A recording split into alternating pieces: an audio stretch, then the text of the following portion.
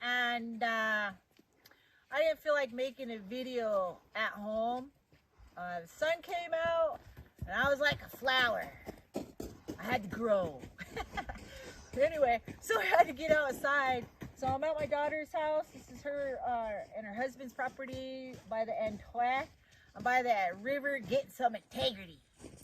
And it's a good word to say because I'm going to use it when I'm talking here. So our presentation was over museums. And when I started digging into this information, I started to realize that I haven't really been to a lot of museums. And there was a real reason for that. Something about me that stopped me from doing that. And as I did some research on this, I realized what that was. So I decided to do an interview with, this is a good friend of mine. Her nickname is Chin Jen, that was given to her by Alec Kwikwisu. She took Salish classes. And she got her bachelor's in tribal preservation at SKC. And she also has a master's with the background of social work. And she's currently getting her PhD as well. And she has a lot of, or some experience with working in museums. So when I talked to Jin Chen, just so you guys can get the vibe on it, we were at a coffee shop in Ronan. And when her and I get together, we kind of get a little boisterous, and we're talking about, you know, the injustices of tribal preservation and how we want things to get better for the artifacts that are still in museums and so forth. So there was something that happened because of that. But anyway, I'm going to get into it. I asked Chin Jen, point blank, what do you think of the methods that are used in preserving artifacts from tribal people in museums? And she said right off the bat that she thought we have a long ways to go, that it isn't good enough how we do that. And she mentioned her first thing about methods was the display methods, which I totally overlooked. She said that museums tend to use display methods about Indian people from the past and that we're not even here as of today, and maybe how even our Indian people are thriving and getting stronger and better in the places they live. And she said that the museums such as the Smithsonian will focus on possibly the times of contact, colonialism, aggression, disease, genocide, and removal. And she says that is a Western side worldview, when it's really, we had a whole different way of thinking and using those artifacts.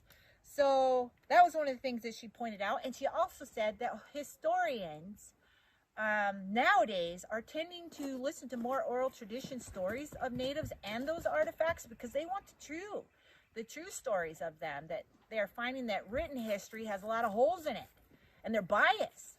And I actually had that experience with a professor from the University of Montana. She was asking me information, and she literally said, I find that it's better to talk to Indian people so I know the real story. And I still appreciated that. So I also asked her about that statement, culturally unidentifiable, that the Smithsonian does. And she said, oh yeah, they love to use that. And they actually put that tag on some of those artifacts. She says that's just so they can keep their collection and money's coming in. They don't want to give up that stuff.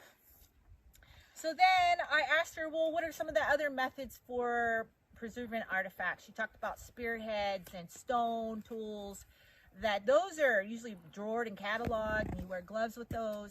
She talked about when you have kind of degradable items such as buckskin or things like that, that they would be in a container with controlled temperature and humidity. And I also said, well, do they use chemicals on these things? She said, yep, they're going to use poisonous chemicals on them from tanneries. And this brought up some really good discussion. She said, I said, how about we use traditional methods in preserving these artifacts. They've already lived that long. That spirit did. How about we put the things that our ancestors originally did on them? And she was like, yes, that is one of the best things and ways to go, because when you do that, such as if you're using chemicals, you mess with the integrity and the validity of those artifacts. And I started thinking about Alakuksu telling me about artifacts, that they have spirits and they're connected to our ancestors. And it'd be like us pouring a bunch of chemicals on one of them and expecting it to survive and then locking it up. These things are real, and they are, spirits are living on the other side as well as the living side. So she was all for that. And she also said that sometimes the Western artifacts are treated better with a natural-based preservation on them, where they don't do the same with the indigenous artifacts. And she was pretty vocal about that. And I was like, what? So she said you need equality as well when you're using the methods on artifacts, whether it's Western or indigenous. So my question to you guys are, oh, here we go, tribal preservationists.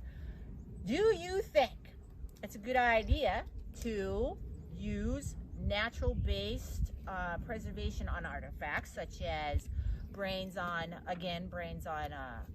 tanning hides, or a hide that might have something on it? And also, would you be willing to learn what that is if you want to become one of those people that work in museums and specialize on using natural based methods with artifacts? And then the last part is, do you think that in doing that there might be more equality? Because honestly, it could be with indigenous artifacts as well as the Western artifacts. How would you feel about just using it across the board for both artifacts that may have come from different cultures, any cultures? So that's what I gotta say, Passia. And I'm always thankful for my good friend Chin Jen for turning on the lights about museums and their methods. So I'm gonna hang out at the end of the river. So sha uhoy.